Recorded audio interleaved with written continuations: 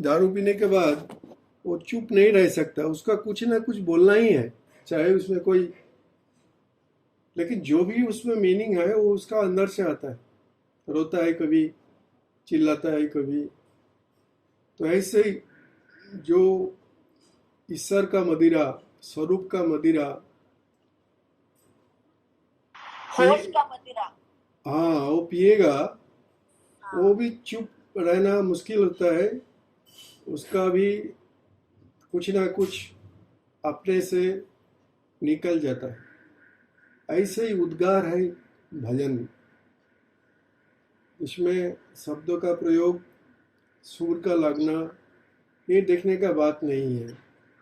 बात है गाने वालों का मुंह में जो ज्योति आता है, जो प्रकाश आता है, उनमें जो आनंद आता है, आँख में, चेहरा में, वो बोल देता है कि वो अपने को। दीदी थोड़ा म्यूट कर लेंगे? हाँ हाँ हाँ। तो वो चेहरा का ज्योति, आँख का ज्योति बोल देता है कि आ, वो फुल है, वो भर गए, और वो कुछ अपने भरने का संवाद नहीं चाहते हुए भी उससे निकल रहा है। गुरुदेव बोलते हैं भजन में क्या होता है, अगले वाले का भजन के बाद जो दूसरे का भजन होता है तो वो सोचता है कि हम कैसे अच्छा गाऊं, तो अगले अगले भजन वो नहीं सुनते हैं। तो वो गुरुदेव का, गुरु का जगह से बोलना ठीक है, उनका जो अंतर्दृष्टि है, उनमें से वो भक्तों को देख लेते हैं और उसी का मुताबिक बोलते हैं। लेकिन कभी कभी भजन हमारा आंतरिक प्राप्ति का परिप्रकाश होता है। हमारा खाली भजन नहीं, चलन बलन कथन देखन श्रवण, ये सब कुछ अलग हो जाता है। अभी सत्संग का पहले दीदी से बात हो रहा था, ये जो हमारा भुवनेश्वर का दीदी, जे सोचे समझकर ईश्वर का दारू पीना, ये दारू ऐसा है, ये दारू पीने के बाद संसार का कोई वैल्यू नहीं रहेगा, रहेगा ही नहीं। अगर संसार को अभी भी वैल्यू देने का इच्छा हो रहा है तो इस दारू से दूर ही रहना।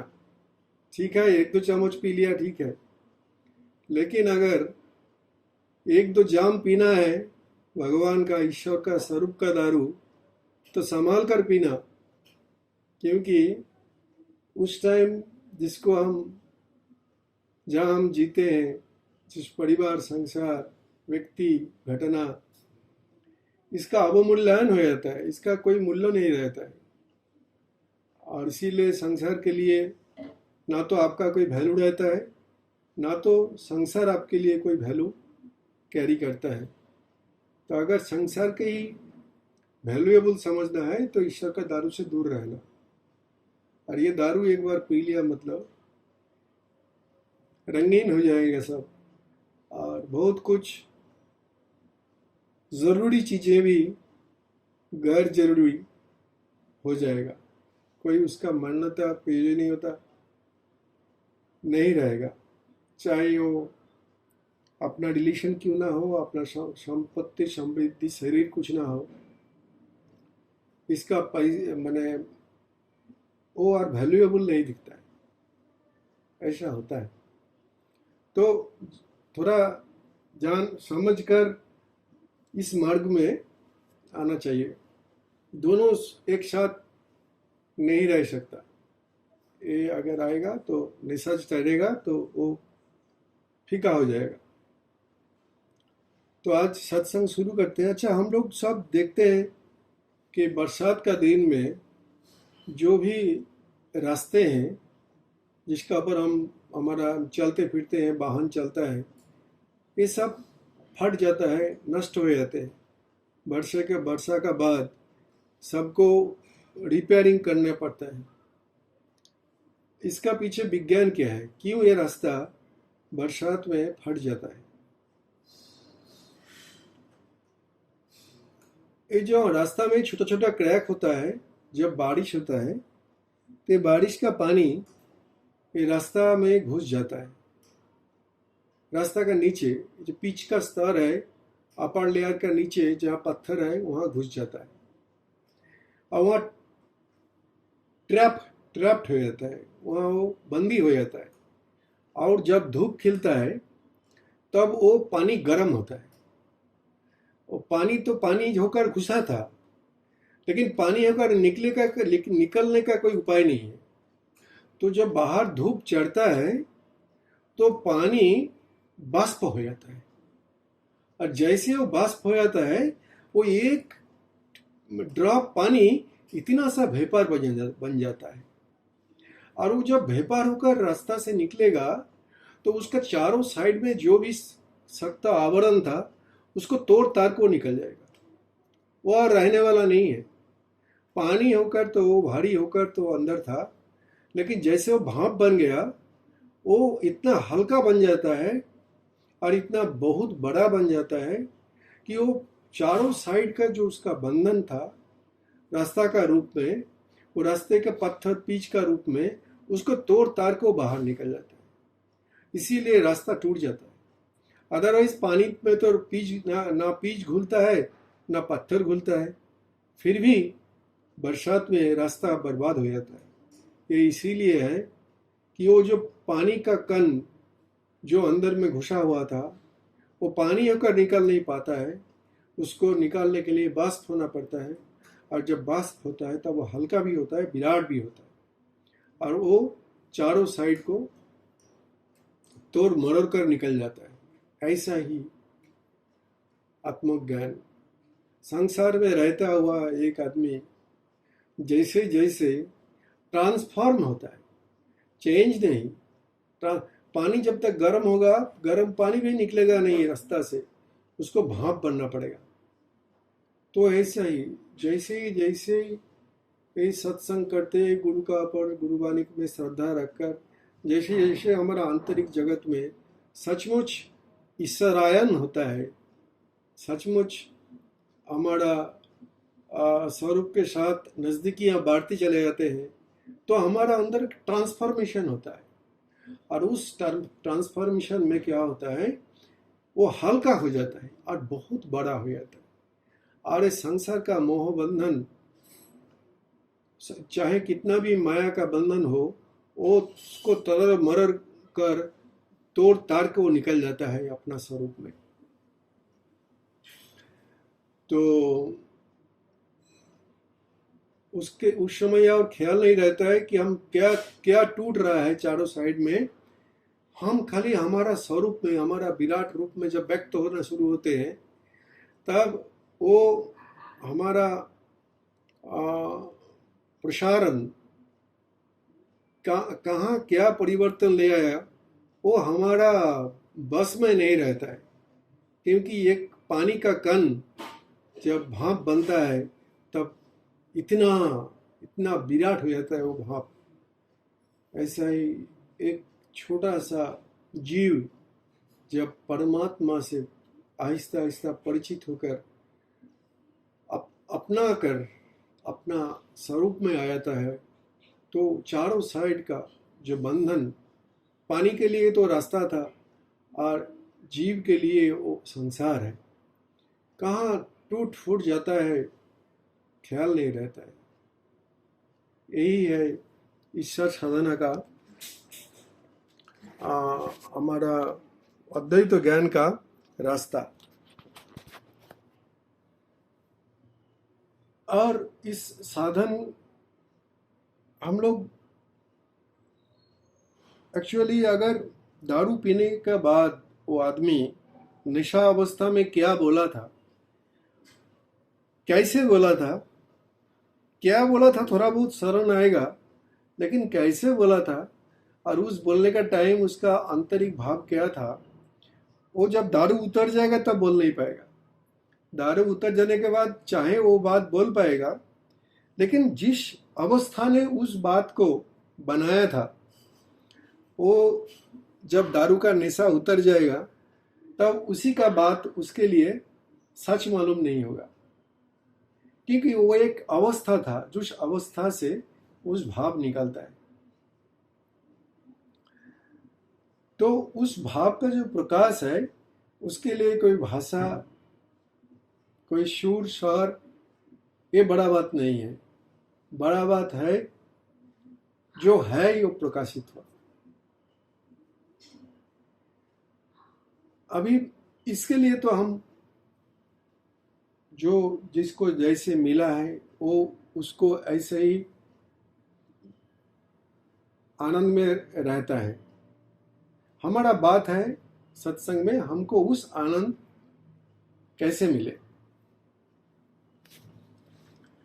हम उस आनंद का हकदार हूं, लेकिन जन्म जन्म तक उस आनंद, उस अवस्था हमसे दूर दूर रह गए। हमको उस अवस्था का एहसास कैसे हो, इसके लिए हम गुरु के पास दौड़ के आते हैं। तब तो आनंद का बोध नहीं रहता है, तो दुख का बोध रहता है। हमको दुखों से मुक्ति के लिए हम दौड़ कर सदगुरु सत्शस्त्र सत्संगों में आते हैं, और वहाँ तो हमको दुखों का निवृत्ति हो जाता है, दुखों को भगा कर नहीं, लेकिन आनंद का अपीयरेंस में। जब आनंद खुद न खुद आ जाता है, तब वो दुख आपे आप चले जाते हैं।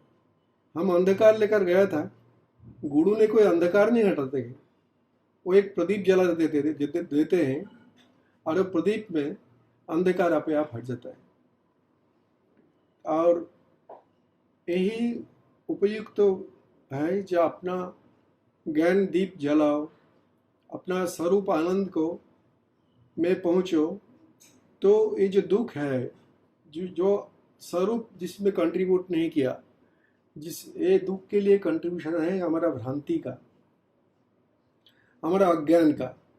अज्ञान से ही दुख आता है, भ्रांति से ही दुख आता है। अज्ञान भ्रांति रूप अंधकार को गुरु ने ज्ञान का दीपक जलाकर समूल विनाश करते हैं। और हम लोग जितना प्रदीप का प्रकाश को अपने में स्वीकार कर लेते हैं, अपने में आने देते हैं, उतना ही हम अज्ञान का अंधकार एवं अज्ञान रूप जो दुख था, जो जन्म जन्म में हमारे साथ है, उस दुख से हमारा निवृत्ति हो जाता है। तो हम लोग उसी में आलोचना ज़्यादा करते हैं कि कैसे हमको उस प्रकाश क्या है, कैसे वो प्रकाश मिले, कैसे उनको हम उनके लिए जगह दें, और जगह देने के बाद प्रकाश में कोई अंधकार नहीं रह सकता है। उस आनंदित अवस्था में कुछ दुख का, अप्राप्ति का, असंतुष्टि का, राग देश का जगह ही नहीं रहता है।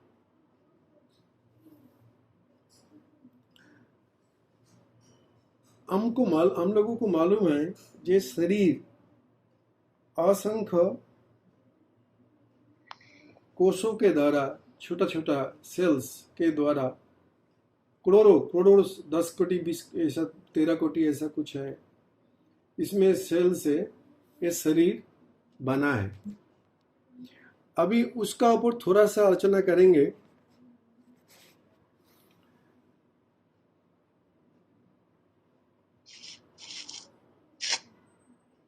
ये जो देह कोश है, जैसे कि हमारा लंग्स में, हमारा हार्ट में, हमारा लीवर में, हमारा किडनी में, हमारा जीवा में, आँख में, सब सेल्स के द्वारा बने हैं, लेकिन अलग अलग देह कोश है, एक से दूसरा मिलता नहीं। लेकिन सब कोश एक दूसरे से डिपेंडेंट है। अगर लंग्स वाला सेल काम करना खत्म कर दे, तो हार्ट वाला सेल जी नहीं सकता है।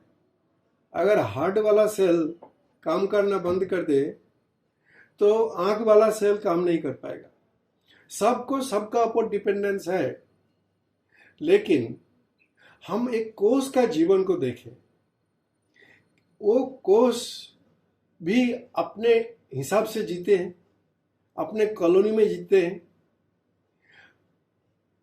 लेकिन उनका परिचय क्या है? कोई उनको बोले भाई तुम होते कौन हो, वो सेल को थोड़ी मालूम है कि वो इस देह को बनाया है।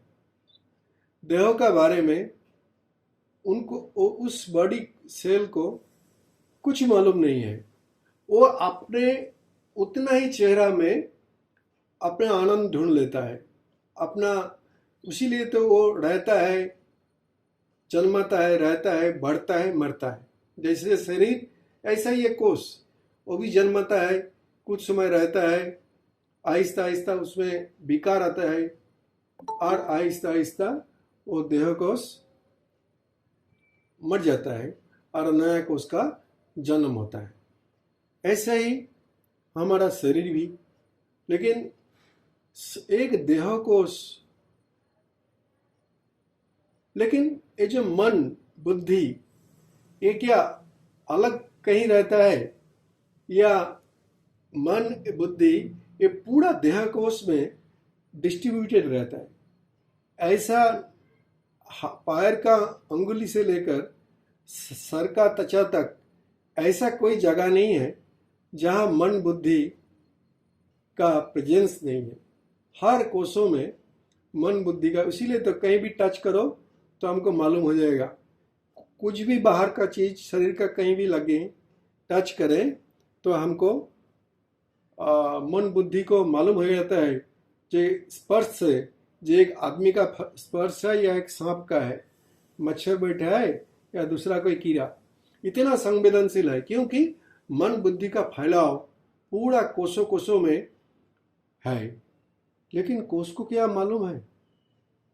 अभी एक बात करें, जो एक शरीर का एक कोष को कैसे हम ये ज्ञान दें कि तुमसे ये शरीर बना और इस शरीर के लिए तुम हो, और तुम्हारा पूर्णता से शरीर का पूर्णता आया, और शरीर अगर पूर्ण है तो ये पूर्णता तुमसे आया है, बिकॉज यू आर ऑल्सो पूर्ण।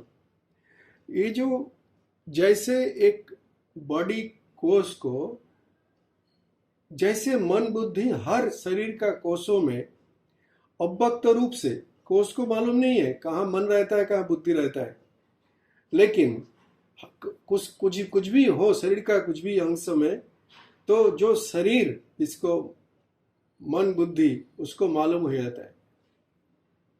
ऐसे ही परमात्मा, ऐसे परमात्मा सर्वत्र, और हम सब मिलकर ये परमात्मा का स्वरूप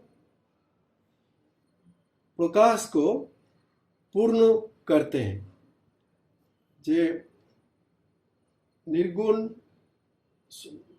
निराकार परमात्मा का ये सगुण साकार रूप बनाने में ये प्रकृति मदद करता है। ये प्रकृति का रूप में ही परमात्मा का सगुण साकार रूप दृश्यमान होता है।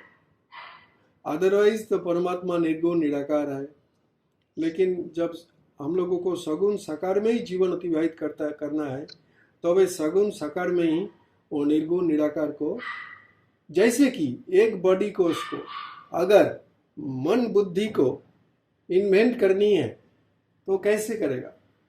कोष के लिए तो उसका तो एक चेहरा है, एक डायमेंशन है, चाहे वो कितना भी छोटा हो, लेकिन मन बुद्धि उसका डायमेंशन लेस है, लेकिन हर कोष में मन बुद्धि उपस्थित है। हर देह कोष में मन बुद्धि उपस्थित है। तो ऐसे ही परमात्मा इस सृष्टि में व्यापक है, छाया हुआ है। बट एक देह कोष को कौन बोलेगा कि तू तेरे सत्ता को बाहर आ जा? खाली जो मैं मेरा कॉलोनी, हम सब मिलकर एक, इसका बाहर आकर थोड़ा अंदर देखो तो वो मन बुद्धि का उपस्थिति आप में कैसा है ये आपको महसूस होगा। But how to educate? How to educate, कैसे बोलना है, कैसे सपने में सपना देखने वाला कौन उसको बोलेगा कि ये जो देख रहे हैं ये इसका पीछे एक जो जागृत को आधा सुप्त मन का ही व्यापकता है, उससे ही तुम बने हो। तो ये बहुत मुश्किल है, इसीलिए संसार का ये संरचना से जागकर परमार्थिक सत्य में पहुंचना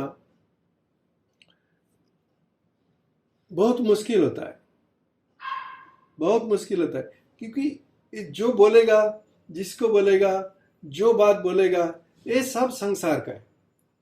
और ये बात बोलकर वक्ता का, वक्तव्यों का, सबका पीछे वो शक्ति छिपा हुआ है। वो शक्ति है बोलकर बोलने वाला है, सुनने वाला है, बोलना है, सुनना है, लेकिन वो ऐसे छिपा हुआ रहता है।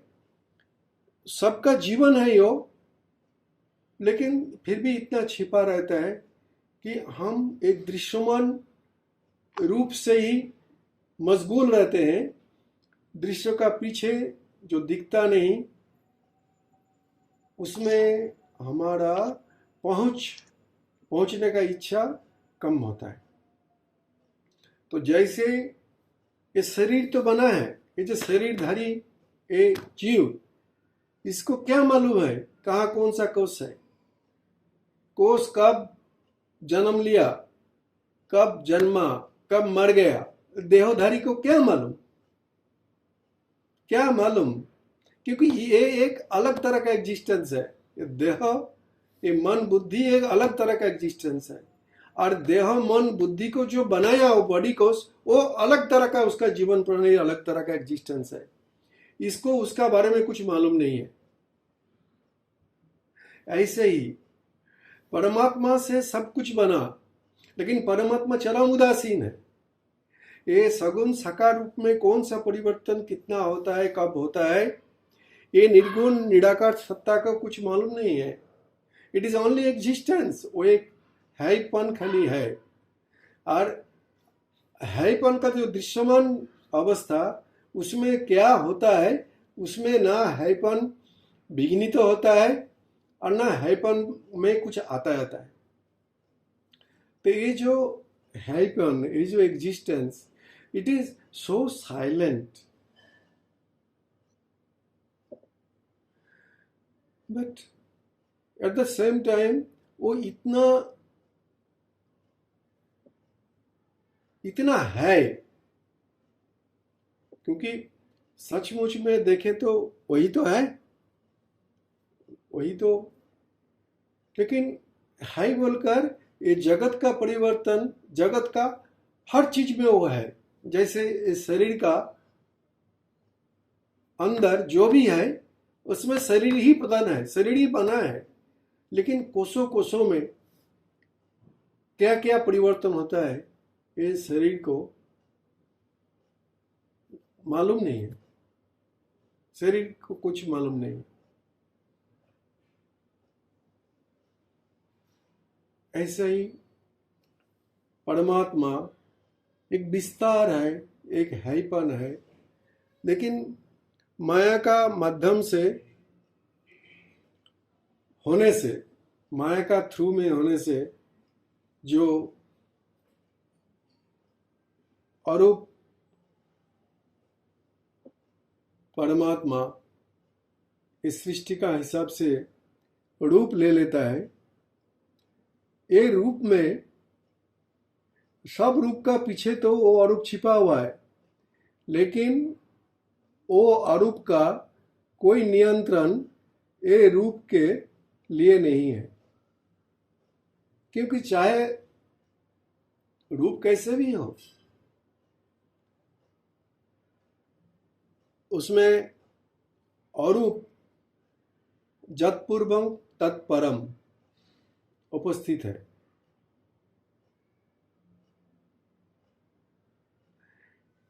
इसको जानना कि क्यों हमको वो परमानंद, आत्मानंद, स्वरूपानंद में अगर देर हो रहा है तो इसका कारण यही है कि हम उस विराट को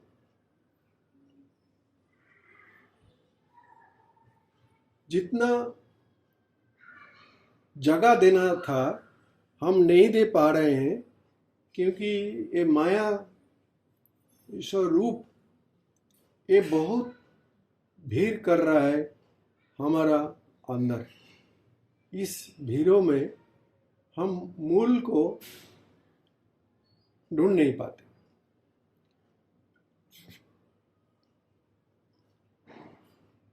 तो जैसे ही कोशों को ज्ञान अज्ञान से हर देह कोश का गठन मन बुद्धि ने अपना ढंग से किया है और उसमें अपना ढंग से अपना उपस्थिति भी रखे हैं, लेकिन जैसे उसको मालूम नहीं है, ऐसा ही परमात्मा ने अपना हिसाब से प्रकृति नाम से, प्रकृति का माध्यम से माया का सहारा लेकर, अपना ही शरीर से माया बनाकर उसी का सहारा लेकर इस सृष्टि को बनाया। लेकिन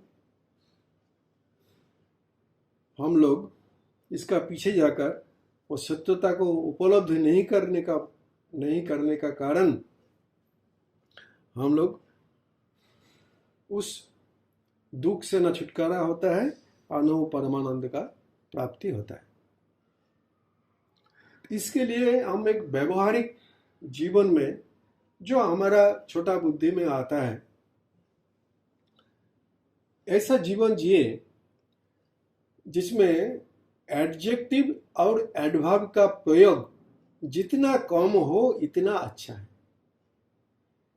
ये एक बहुत सारे प्रयोग का बात हम लोग सत्संग में बोलते हैं कि अगर ऐसा चिंतन आए तो ऐसा करना, अगर ऐसा परिस्थिति आए तो ऐसा चिंतन ले लेना।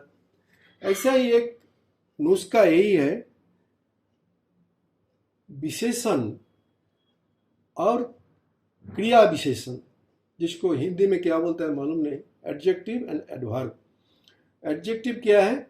जो एक नाउन को विशेष बनाता है, जैसे कि बेटा से मेरा बेटा, सुंदर। विशेषण और सर्वनाम बोलते हैं। सर्वनाम, एडजेक्टिव का विशेषण और उसको सर्वनाम। हाँ, ये विशेषण और सर्वनाम से मुक्त जीवन चाहिए। विशेषण और सर्वनाम ये हमको खत्म करता है, ये हमारा ज्ञान का उपयुक्त तो नहीं है।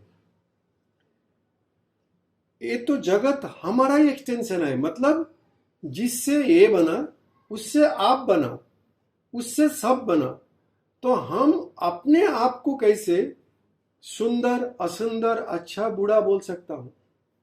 जब हम किसी को अच्छा, बुरा, बहुत अच्छा, बहुत बुरा ये सब बोलते हैं तो हम उसका अंदर जो छिपा हुआ मैं है, छिपा हुआ स्वरूप है, उसको हम अकाउंट में नहीं लेते हैं। ये जो माइक जगत है उसी को हम अच्छा बुरा बोलकर परिभाषित करते हैं। लेकिन एक संत के लिए, एक ज्ञानवान आदमी के लिए ना कुछ अच्छा है ना कुछ बुरा है। इसीलिए गीता का वाणी है, जो कुछ हो रहा है ठीक हो रहा है, उसमें वो अच्छा बुरे में फंसता नहीं। और ये अच्छा बुरा ऐसा सोचना मतलब ये पेरिफेरियल सोच है। माने हम बाहर का चीज को रेकमेंड कर रहा हूं और वो उसका जो कारण, ये कार्यों का जो कारण वो हमसे दूर है। अभी भी जिस कारण से इस कार्य बनता है उस कारण से, उस अधिष्ठान से दूर आकर हम ये बात करते हैं, अभ्यास में ले लिया है। उसके लिए हमारा पास राग देश भी होता है, क्योंकि अच्छा बुरा में फंस जाते हैं। अगर अच्छा चीज सामने आता है अर्थात वही तो आनंद, वो तो वही है, लेकिन हम उसको चीज बोलकर, सामान बोलकर, व्यक्ति बोलकर ग्रहण किया तो उसका अच्छाई बुराई हमारे लिए बहुत बड़ा चीज है। लेकिन वो अगर परमात्मा रूप में ग्रहित हुआ तो ना ग्रहित हुआ ना वर्जन हुआ, वो जैसे था ऐसा ही है। हमको कुछ उसको हिलाना परख करने की जरूरत नहीं है, बिकॉज क्योंकि एक तत्वज्ञानी को मालूम है तत्व तो वो चीज क्या है, तत्व तो वो शब्द, वो वाणी, वो व्यक्ति, वो घटना क्या है, और तत्व में सब एक है। और सबसे बड़ा मुश्किल है हम लोग जो एक एप्रिसिएशन या डिप्रिसिएशन करने का एक नेशा में भरे हुए हैं। इसका कारण यही है कि जब कोई हमको एप्रिसिएट करता है हमको अच्छा लगता है, और जब कोई हमको डिप्रिसिएट करता है तब हमको बुरा लगता है। इसका मूल कारण हमारा एप्रिसिएट डिप्रिसिएट करने का हैबिट। हम तो बदल नहीं आते हैं, हम तो वही का वही है जो अपने को तत्व से जाना है। तो वो तो मालूम है कि सामने वाला हमारा तत्व को स्पर्श नहीं कर सकता, इसीलिए कि सामने वाला और हम एक ही तत्व से जुड़ा हुआ है, अलग नहीं है। अधिष्ठान से मैं और दीदी और साहनी बाबू जुड़े हुए हैं। अगर हम दीदी को कुछ अच्छा बुरा बोले और या साहनी बाबू हमको कुछ अच्छा बुरा बोले तो तत्व में रहकर नहीं बोल सकता है, तत्व से बाहर आकर ही बोलना संभव है, चाहे वो एप्रिसिएटिव हो या डिप्रिसिएटिव हो। तो ये जो एप्रिसिएशन और डिप्रिसिएशन हम लोगों को क्या करता है, चीजों से, घटना से, व्यक्ति से बंधन को बहुत ज्यादा कर देता है। खूब मोटा बंधन से आप बांध जाते हैं। जब हम ये मेरा तेरा, अच्छा बुरा, ठीक बेठीक, उचित अनुचित, ये सब अभिधा लेकर आते हैं, तब हमारा ही ये सर्वनाम और हमारा ये विशेषण हमारा ब्रेन में जाकर दो जोन क्रिएट कर देता है, एक प्रेफर्ड जोन और एक टू बी अवॉइडेड जोन। हमारा जीने में एक सर्वकालीनता, स्वाधीनता नहीं आता है। हम पराधीन हो जाते हैं। किसका? जिसको हम अच्छा समझते हैं उसका पराधीन हो जाते हैं। हम ऑलवेज जीवन में वही चाहते हैं जो हमारे मन बुद्धि के लिए अच्छा हो। हम तत्व को तो दिख में जाकर अपना चाहना ना चाहना से मुक्त नहीं होते। और ये हर ये सब वचन, विशेषण और सर्वनाम हमको खोखला कर देता है, क्योंकि हम बेगार बन जाते हैं। हम एक गाना गाकर सोचते हैं कब उसको अप्रिशिएट हो। हम कुछ दो बातें जो वही ने बोला, जब तत्व तो वही बोलता है, वही शब्द होकर श्रवण में आता है, सुनने वाला भी वही है। तत्व का तो दिख से, अधिष्ठान का जगत से, इसका कोई मान्यता नहीं है। एक शब्दों से एक ज्ञानी उसी को पाता है, एक रंग से एक तत्वविद उसी को पाता है, रंग का परिवर्तन से भी उसी को मिलता है, जीवन से जिसको मिलता है मृत्यु से उसी सत्य को मिलता है। तत्व ज्ञानी के लिए द्वितीय सत्य नहीं है। तत्व ज्ञानी के लिए अधिष्ठान एकमात्र सत्य है। वो एक स्वरूप से जो मिलता है एक कुरूप से उतना ही मिलता है, एक दुर्वचन से जो मिलता है कुवचन से वही मिलता है। तत्व ज्ञानी के लिए सु कु का कोई जरूरत नहीं है। ये शब्द उसका डिक्शनरी में है ही नहीं, क्योंकि उनका विजन इनर विजन है। वो फाइनर विजन में चले गए। वो स्थूल रूप से जगत का देखता नहीं, जगत का दृष्टि सूक्ष्म होते होते मूलभूत अधिष्ठान में जाकर पहुंचा। लेकिन फिर भी अगर हमारा दैनंदिन जीवन में हम हमारा चित्त को दो भाग में बांटे हैं, क्या एक्सेप्टेबल क्या नॉन एक्सेप्टेबल, कौन वेलकम है कौन विदाई गुड बाय है, किसको विदाई करना है किसको रखना है। ऐसे एक लाइकिंग जो हम बनाते हैं ये हमारा तत्व ज्ञान का उल्टा है। ये अभ्यास हमको तत्व ज्ञान में नहीं ले जाएगा।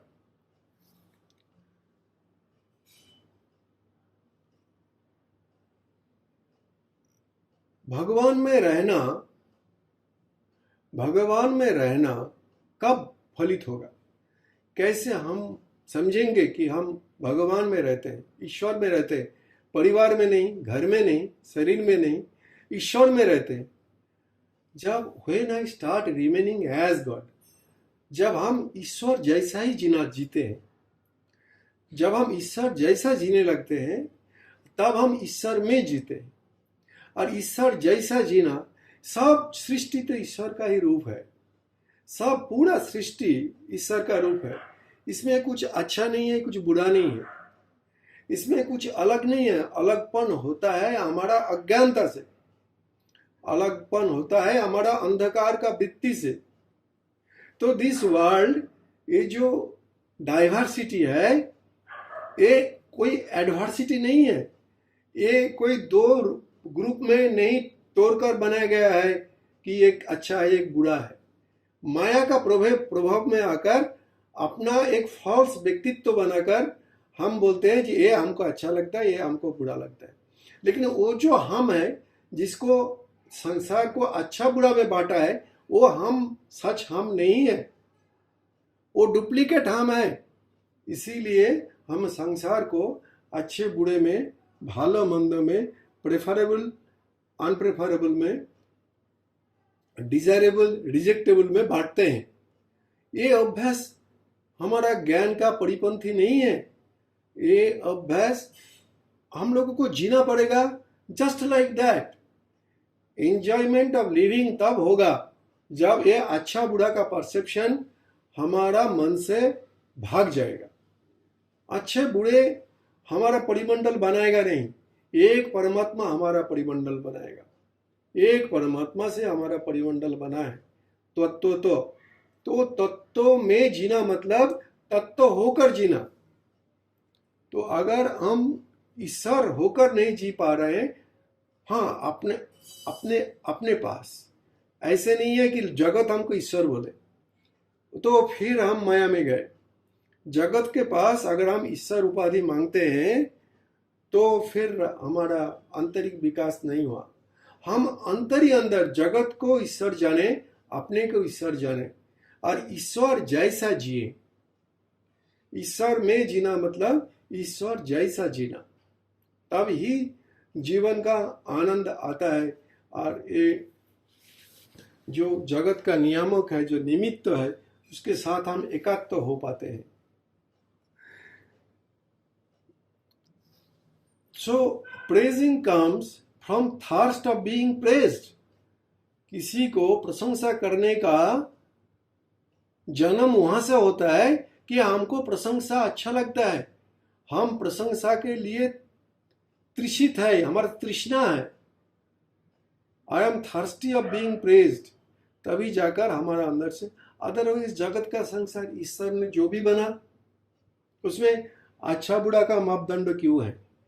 वही कबीर ने बोला, जब ज्ञान नहीं था तब हम तुला लेकर घूमता था, और आज जब अधिष्ठान का रूप में, परमार्थिक रूप में ये जगत आ गया, तब हम मापेंगे क्यों? क्या अच्छा है, क्या बुरा है, क्या कम सुंदर है, क्या ज्यादा सुंदर है? ये अंधकार है। ये कम सुंदर, ज्यादा सुंदर, अच्छा बुरा, ये बात जब तक हमारा मन से निकलता है तब तक मन विकारग्रस्त है। कोई विकार नहीं, हमको स्वीकार चाहिए। स्वीकार, anything comes, it is that only what I am. वो जो भी आता है, जो भी दिखता है, वही है जिसमें दिखने वाला बना है, उसी से दिखने का चीज भी बना है। दिखने का चीज और दिखने वाला में तत्व तो कोई तफात नहीं है। ये ज्ञान में हम लोगों को आना चाहिए। सुतरां अप्रिशिएट करने का, किसी से आपको आपका चेतना को बढ़ाने में मदद मिला है, अंतर या अंतर उसको प्रणाम कर लेना ठीक है। कोई बात नहीं है कि वो गुरु ही होना चाहिए। इसीलिए बोलता है जरूरत नहीं है कि मंदिर में आपका सर झुके, लेकिन जहां सर झुके उसी को मंदिर जानना। हो सकता है अति साधारण आदमी का, अज्ञानी आदमी का एक बात भी आपको ज्ञान में ले जा सकता है। तब वो बोलने वाला व्यक्ति का ज्ञान को मापना नहीं चाहिए, अंतर ही अंतर उसको प्रणाम करना चाहिए। अरे प्रणाम जब हमारा सदा मन में लगा रहेगा, तभी हमारा अधिष्ठान के लिए, अधिष्ठान का स्वीकृति है कि always you will be in gratitude. Always आपका सर सदा झुका रहेगा। आलो के लिए भी, अंधकार के लिए भी, बेटा के लिए भी, बेटा का ना होने के लिए भी। In everything you will get the wellness. सब में आपको ईश्वर दिखेगा और ग्रेटिट्यूड में आपका अंदर भरा रहेगा, कभी भी उसका कमी नहीं होगा, क्योंकि ईश्वर हमको जो जिस कारण से सृष्टि किया गया था, उस ईश्वरत्व में, उस ईश्वर होकर हम जी पा रहे हैं। तो ये आपका मन बुद्धि ग्रेटिट्यूड में फुल होगा, और ग्रेटिट्यूड में नमन कर लेना, कोई बोलना नहीं जो आपसे हमको बहुत मिला है, आपको हम प्रणाम। जो आपको हक था वही मिला। जब आप सात्विक में थे तब मिला बोलकर आप रख पाए। अगर आप तामसिक में होते, राजसिक में होते, तो वही बोला हुआ बात आप रख नहीं पाते, फेंक देते, उसका कोई मूल्य नहीं रहता। लेकिन उस समय मन का सात्विक अवस्था में वो सात्विक बात चुप गया, रह गया, तो नमन कर लेना, किसी को नहीं, अपने अपने अपने स्वरूप को नमन कर लेना। बस किसी को ना प्रशंसा करनी है और ना निंदा करनी है। दोनों ही एक ही रस्सी का दोनों भाग है। जहां एक प्रशंसा आता है वहां एक निंदा छिपा रहता है। इट इज ओनली में मानसिक अवस्था कि हम इसको प्रेज कर लिया, थोड़ा सा तमोगुण रजोगुण तमोगुण होगा तो वही आदमी उसी शब्द के लिए हमारा अंदर में गाली जगेगा। लेकिन हमको गुणोत्तीर्ण होना है, ना सत्य में, ना रज में, ना तम में। हमको गुणोत्तीर्ण सत्ता को जानना है और अपने में गुणोत्तीर्ण अवस्था में अवगाहन करना है। इसीलिए सत्संग में बोला गया कि ईश्वर को जानना मतलब ईश्वर होकर जीना अपने आप, कोई रिकॉग्निशन नहीं, किसी का पास कोई रिकॉग्निशन नहीं चाहिए। रिकॉग्निशन का अपेक्षा करना मतलब एक विकृत अवस्था है, स्वीकृत अवस्था नहीं है। और नमन तो इस मानव जन्म है, ईश्वर का आशीर्वाद है कि इस जीवन मिला। कितना आशीर्वाद है कि सत्य को एंट्री मिला, सत्य का सभा में हम बैठ पाते हैं, सत्य को लेकर दो बातें सोचते हैं। तो अगर ग्रेटिट्यूड होना है, अगर सर झुकाना है, तो सर तो झुक ही गए, और किस बात का बाकी रहा। उसके लिए अंतर ही अंतर नमन कर लेना। इसीलिए शास्त्रों ने बोला है गुरु नाम है ज्ञान का। कभी भी गुरु रूप व्यक्ति के पास झुकना नहीं, वो ज्ञान पाने से अपने आप सर झुकेगा। वही गुरु का शब्द जब ज्ञान होकर हमारा अंदर आएगा और उस ज्ञान में जब हम जीना शुरू करेंगे, तब वो झुकनापन आपे आप आएगा।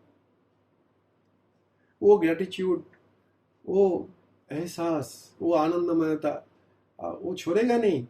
इसीलिए जानबूझकर समझकर नशा कर लेना कि ये ऐसा नशा है कि वो सब छुड़ा लेगा, सब छुड़ा लेगा।